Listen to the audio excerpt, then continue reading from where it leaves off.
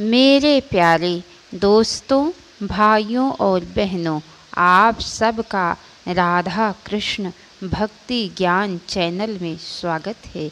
आज मैं आप सबको शिव महापुराण की कथा सुनाने जा रही हूँ, जो कि बड़ी अच्छी और बड़ी रोचक है, जिसको सुनने से भगवान भोलेनाथ बड़े ही प्रसन्न होते हैं। तो बोलिए, विघ्नहर्ता गणेश भगवान की जय, उमापति महादेव की जय। चलिए दोस्तों, आप सबको आगे की कथा सुनाती हूँ।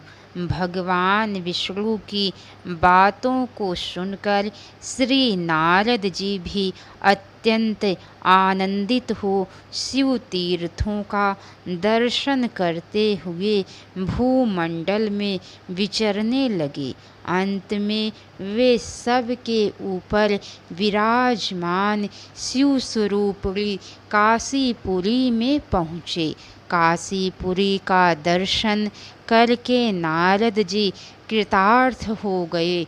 उसके बाद ब्रह्मलोक पहुंचकर शिव तत्व का विशेष रूप से ज्ञान प्राप्त करने की इच्छा से नारद जी ने ब्रह्मा जी को भक्ति पूर्वक नमस्कार किया और कहा कि हे जगत प्रभु, आपकी कृपा से मैंने भगवान विष्णु के उत्तम महात्म्य का ज्ञान प्राप्त किया, परंतु शिव तत्व का ज्ञान मुझे अभी तक नहीं हुआ है।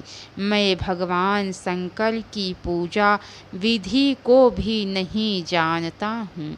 अतः प्रभु, आप भगवान शिव के विविध चरित्रों को तथा उनके स्वरूप तत्व, प्राकट्य, विवाह, गृहस्थ धर्म सब मुझे बताइए।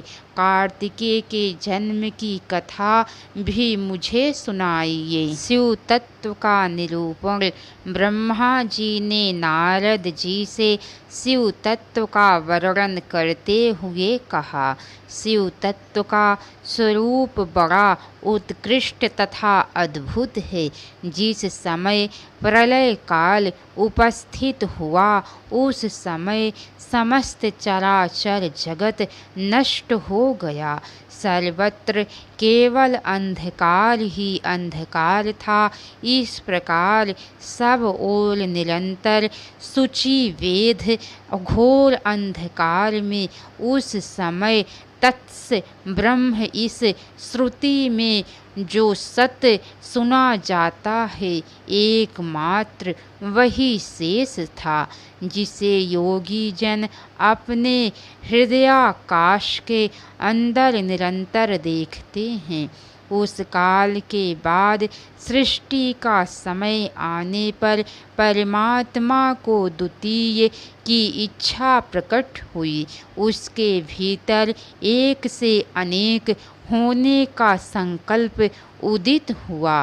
तब उस निराकार परमात्मा ने अपने लीला शक्ति से अपने लिए मूर्ति आकार की कल्पना की। वह मूर्ति संपूर्ण ऐश्वर्य गुणों से संपन्न सर्व ज्ञानमयी हुई।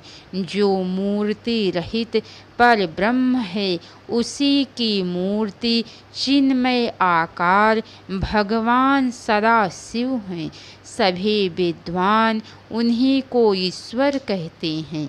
उस समय स्वेच्छा विहार करने वाले उन सदा शिव ने अपने विग्रह से एक स्वरूप भूता शक्ति की सृष्टि की, जो उनके अपने श्री अंग से कभी अलग होने वाली नहीं थी। अविमुक्त क्षेत्र काशी की महिमा उन सांब सदाशिव ब्रह्मा ने एक ही समय शक्ति के साथ शिवलोक नामक क्षेत्र का निर्माण किया। इस क्षेत्र को ही काशी कहते हैं। यह परम निर्वाण या मोक्ष का स्थान है जो सबके ऊपर विराजमान है।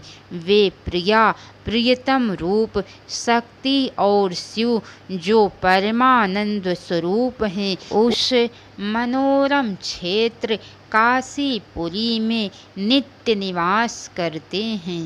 हे मुने, शिव और शिवा ने प्रलय काल में भी कभी उस क्षेत्र को अपने सान्निध्य से मुक्त नहीं किया, इसीलिए विद्वान पुरुष उसे अविमुक्त क्षेत्र भी कहते हैं। यह क्षेत्र आनंद का हेतु है, इसीलिए पिनाकधारी भगवान शिव ने उसका नाम पहले आनंद वन रखा था।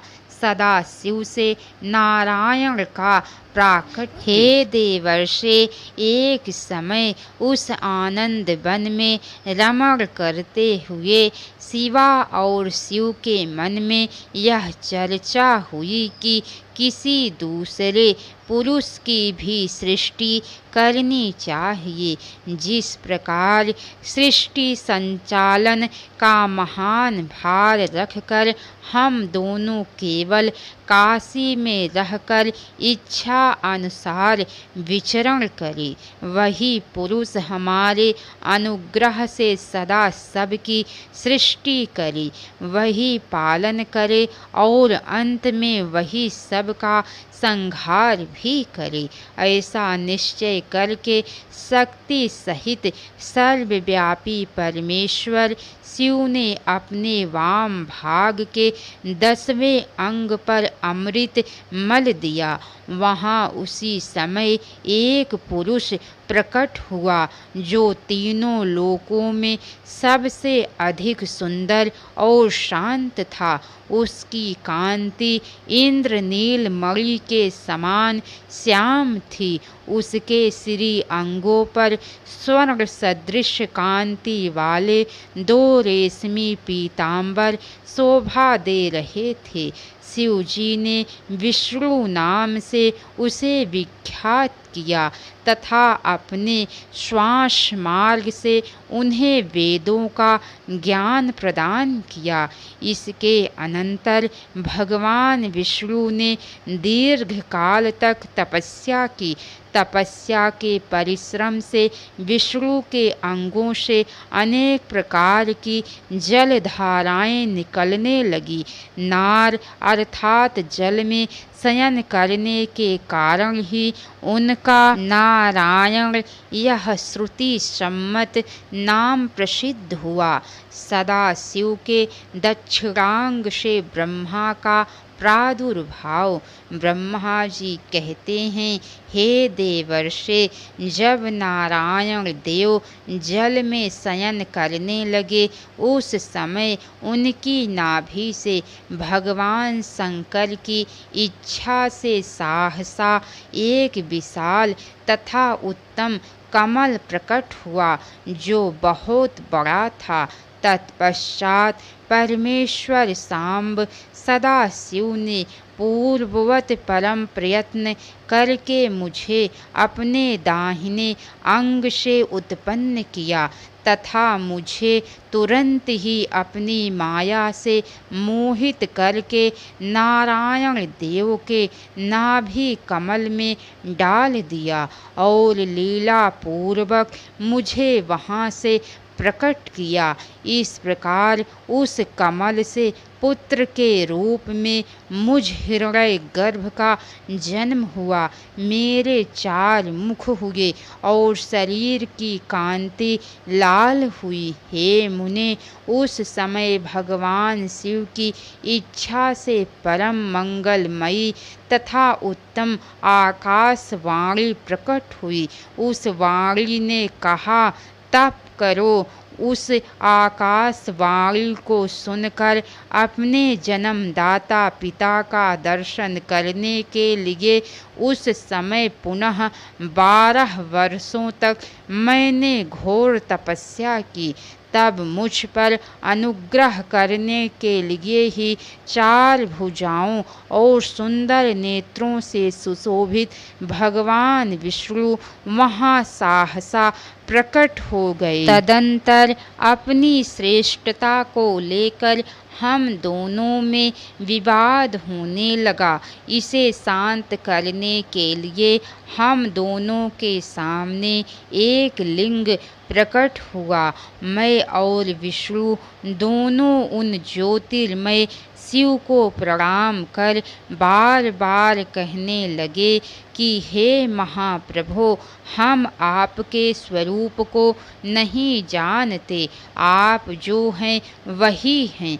आपको हमारा नमस्कार है और आप शीघ्र ही हमें अपने स्वरूप का दर्शन कराइए। इसके आगे की कथा दोस्तों आप सबको कल सुनने को मिलेंगी।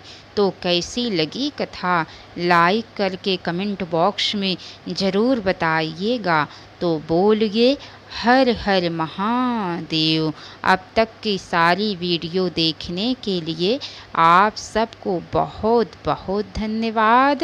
राधे राधे दोस्तों कथा में जहाँ कहीं भी कुछ भी गलती हो गई हो तो उसके लिए आप सब क्षमा कीजिएगा।